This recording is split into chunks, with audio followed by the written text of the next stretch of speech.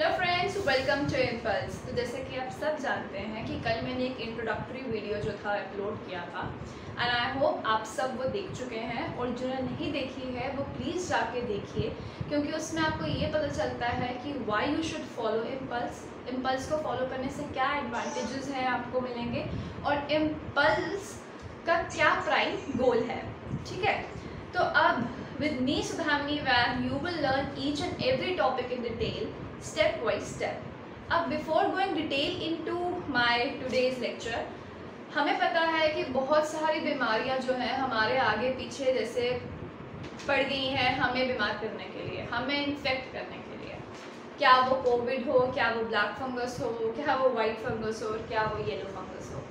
पर मेरा प्राइम मोटो ये है कि बिफोर मैं किसी भी सिलेबस में जाऊँ उससे पहले मैं थोड़े करंट टॉपिक्स को डील करना चाहती हूँ, जैसे कि म्यूकोरमाइकोसिस आज का टॉपिक जो कि होने वाला है। तो let's get started. Okay, mucormycosis यानी ब्लैक फंगस। अब क्या है ये ब्लैक फंगस, क्या है ये म्यूकोरमाइकोसिस जैसी भारी भरकम सी चीज़? क्या ये बीमारी पहले नहीं थी?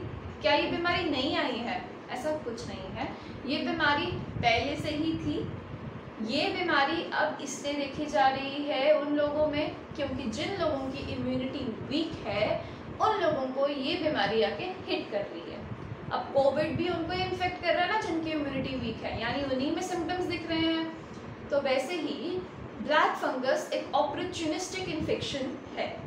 अब ब्लैक फंगस एक मिसनॉमर है। इसका क्या मतलब है कि ये ब्लैक कलर की नहीं होती है। इसका नाम ब्लैक फंगस इसलिए पड़ा है क्योंकि जब ये हमारी बॉडी को, स्किन को इन्फेक्ट करती है तो वहाँ का जो टिश्यू होता है वो डेड हो जाता है, जिसकी वजह से वो ब्लैक टर्न हो जाता है, वो बहुत ज़्यादा डार्क हो जाता है, जिसकी वजह से हम इसको बोलते हैं ब्लैक फंगस।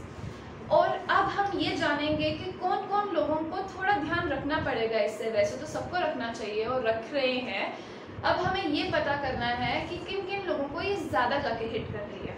तो पहले बात ये कि इम्यूनो कॉम्प्रोमाइज्ड पीपल्स को ज़्यादा हिट कर रही है, यानी जिन लोगों को HIV है, जिन लोगों को एड्स की प्रॉब्लम HIV एड्स से डील कर रहे हैं, या जो लोग साइटोटॉक्सिक थेरेपी ले रहे हैं, यानी जो लोग कैंसर का ट्रीटमेंट करवा रहे हैं, कोई रेडिएशन थेरेपी उनको मिल रही है, उस वजह से भी वो लोग प्रोन हो जाते हैं ब्लैक फंगस से अटैक होने के लिए। तीसरा, अगर कोई भी ट्रांसप्लांट पेशेंट है, मतलब कि अगर किसी का हाल ही में लीवर ट्रांसप्लांट हुआ है या हार्ट ट्रांसप्लांट हुआ है, तो उन लोगों को भी ये ब्लैक फंगस दिख सकती है। पर ऐसा क्यों? क्योंकि इन लोगों को इम्यूनोसप्रेसिव ड्रग्स दिए जाते हैं जिससे उनकी इम्यूनिटी जो है वो दबी रहे, वो इतना ज़्यादा आके काम ना करे। तो इम्यूनोसप्रेसिव ड्रग्स जब हम देते हैं तो इम्यूनिटी कम रहती है, ब्लैक फंगस एक्शन में आ जाता है क्योंकि उसकी इम्यूनिटी कम होती है, तो जाके उसको हिट कर देता है। इसलिए उन लोगों को भी अपना ध्यान रखना है इस टाइम पे। उसके अलावा जो माल नरिश्ड लोग हैं, जिनका नरिशमेंट न्यूट्रिएंट स्टेटस इतना अच्छा नहीं है, उन लोगों को भी ध्यान में अपने आप को रखना पड़ेगा। उसके अलावा जिनको लिवर प्रॉब्लम्स हैं उनको भी अपना ध्यान रखना चाहिए। उससे अलावा और बहुत ज़्यादा इम्पॉर्टेंट चीज़, डायबिटिक पेशेंट्स, जो लोग डायबिटिक मेलेटस जैसी बीमारी से सफ़र कर रहे हैं, वो प्लीज़ एंड प्लीज़ अपना ध्यान रखिए, घर पे रहिए, अच्छी डाइट लीजिए, क्योंकि वो लोगों को इस टाइम पे ये इन्फेक्शन बहुत ज़्यादा हिट कर रही है। तो आई वुड लाइक टू से, अगर आपकी फैमिली में कोई भी डायबिटिक पेशेंट है या अगर आप खुद डायबिटिक हैं तो प्लीज़ अपना ध्यान रखिए। ओके, तो क्या ये बीमारी सिर्फ मेल्स को होती है या फीमेल को होती है, सिर्फ बच्चों को होती है या बुढ़ापा को होती है?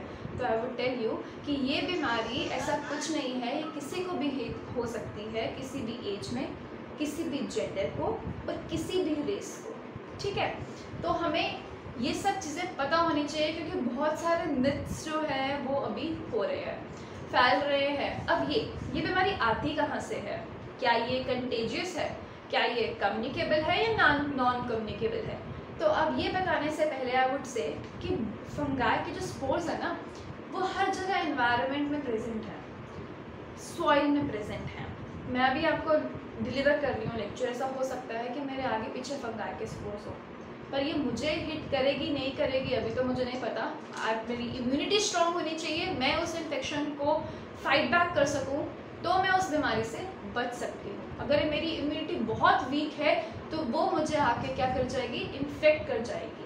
अब इसका मोर्टेलिटी रेट, यानी इसका मोर्टेलिटी रेट 50% है, और ये मोर्टेलिटी रेट ये नहीं है कि ये 50% ही रहेगा। अगर हम इसका सही टाइम पे इलाज, सही टाइम पे इसको जान लें कि ये बीमारी क्या है, पहचान लें और इसका अच्छा सा अच्छा हमें ट्रीटमेंट मिल जाए, तो ये मोर्टेलिटी रेट कम हो सकता है। पर अगर ऐसा नहीं होता तो ये मोर्टेलिटी रेट बढ़ सकता है, 80 to 85%, 90% भी ये हो सकता है।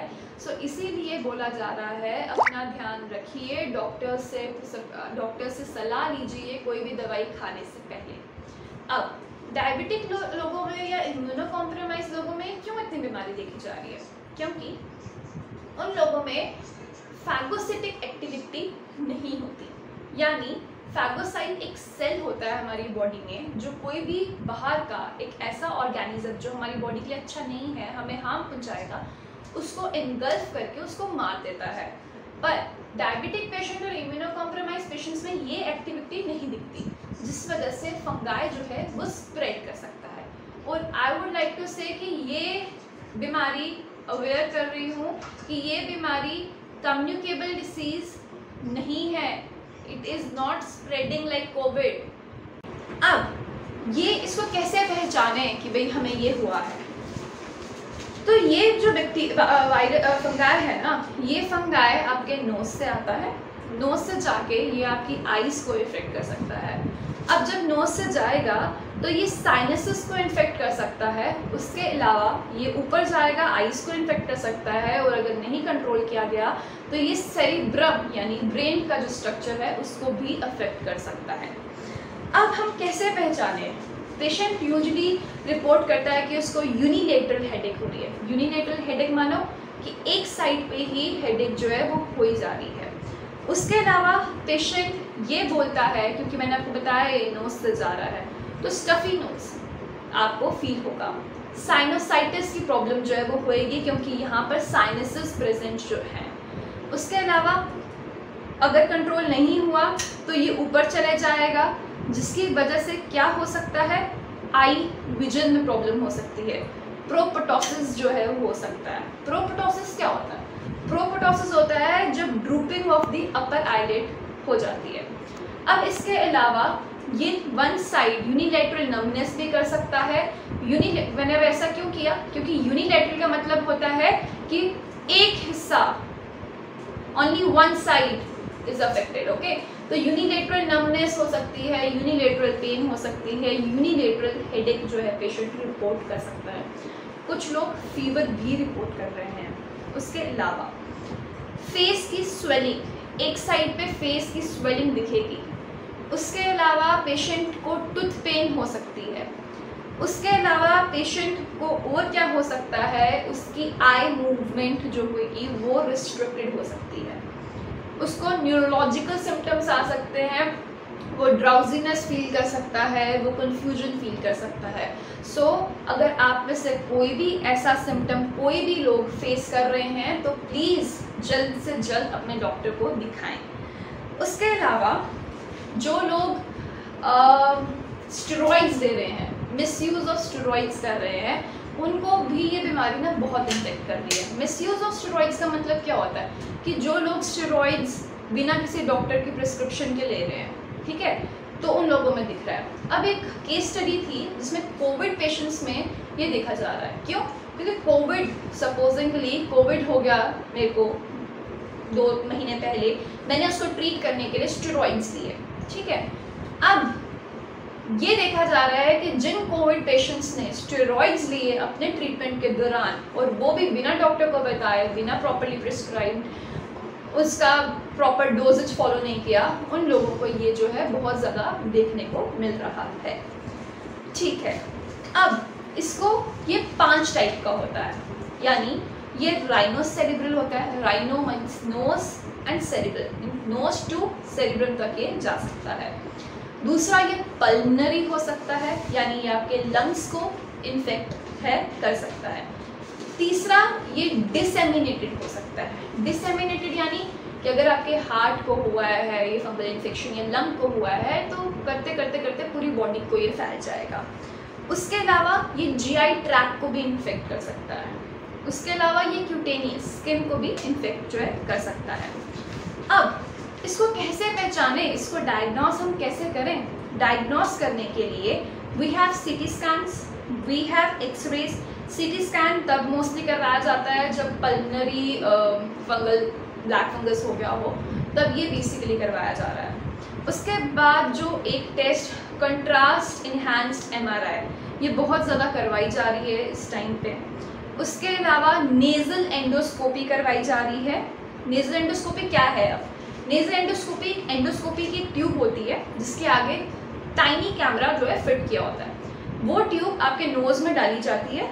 वो ट्यूब से क्या होता है कि वो जो टाइनी कैमरा आगे लगा होगा ना, फॉर एग्जाम्पल ये है एंडोस्कोपी की वो ट्यूब, ठीक है, उसके आगे ये टाइनी सा कैमरा लगा हुआ है। ये टाइनी सा कैमरा और ये ट्यूब जब आपके नोज़ के अंदर डाली जाएगी तो ये कैमरा मल्टीपल पिक्चर्स ले लेगा जो कि कंप्यूटर पे डिस्प्ले होंगी, और ये कंप्यूटर ये बताएगा, डॉक्टर ये देख पाएगा कि इस पेशेंट को जिसके अंदर हमने ये ट्यूब डाली उसको ब्लैक फंगस है या नहीं है। ये black fungus necrotic part, dead colour का पार्ट आपको दिखेगा उस इमेज के अंदर। उसके साथ ही जब हम ये कर रहे होते हैं ये प्रोसीजर, उसी के साथ हम एक और चीज़ कर देते हैं जिसको हम कहते हैं बायोप्सी। मतलब जब हमने वो ट्यूब डाली नाक के अंदर, उस टाइम पे जब उसने पिक्चर्स ली, साथ में एक छोटा सा टुकड़ा टिश्यू का ले लिया। उससे क्या होगा, वो जो टुकड़ा आपने लिया होगा उसको आप लैब टेस्टिंग के लिए भेजोगे और आप कंफर्मेशन का लिए उसको इस्तेमाल करोगे। इस टेक्निक से 30 मिनट्स के अंदर अंदर पता चल जाता है कि पेशेंट को ब्लैक फंगस है या नहीं है। उसके अलावा आप ये देख सकते हो कि पेशेंट क्या साइंस एंड सिम्टम्स जो है फेस कर रहा है, उसकी क्या प्रॉब्लम्स है, क्या वो डायबिटिक है या नहीं है, उसकी हिस्ट्री लोगे, ठीक है। अब इसका ट्रीटमेंट जो कि मेन पार्ट है, और आई वुड लाइक टू से जो भी ट्रीटमेंट मैं बता रही हूँ प्लीज़ फॉलो इट गाइज। उसको समझिए, उसको बताइए एक दूसरे को, सो डैट ये बीमारी हम कम से कम कंट्रोल में कर पाएँ। अब स्टेरॉइड्स लेना बंद कर दीजिए, पर ऐसा नहीं है कि मेरी, अगर आप लोग स्टेरॉइड्स ले रहे हो मेरी वीडियो देख के सारे स्टेरॉइड्स खाना बंद कर दीजिए, ऐसा नहीं है। Stop steroids but with consultation.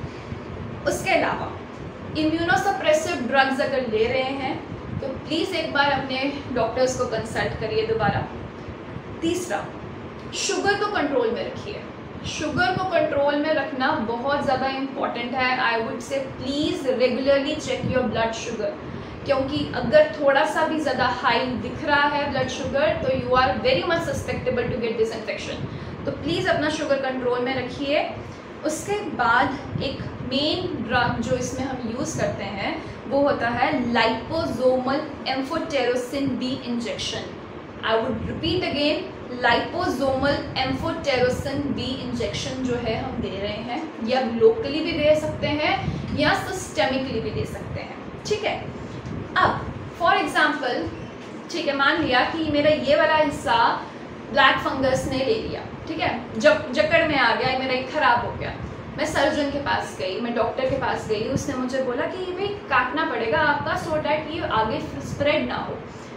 तो वो इतना सा टुकड़ा मेरी स्किन का जो ब्लैक फंगस हुआ होगा जहाँ पर, उसको डिब्राइड कर देगा, उसको रिमूव कर देगा, जिससे क्या होगा, वो आगे मेरी स्किन, आगे जितनी भी मेरी बॉडी है वहाँ तक नहीं फैलेगा, ठीक है। तो ये ट्रीटमेंट, ये सारा कुछ मैंने इसका कवर कर दिया है, एंड आई होप कि जितना भी मैंने आपको बताया है वो आपके लिए यूज़फुल रहा होगा। तो आई वुड ओनली से कि जितना मैंने आपको बताया है इस सब के नोट्स इंस्टाग्राम अकाउंट पे मैंने डाल दिए हैं, तो आप वहाँ जाके देख सकते हैं, डिस्क्रिप्शन में उसका लिंक गिवन है। और please like, share, subscribe and do learn. Thank you and have a nice day.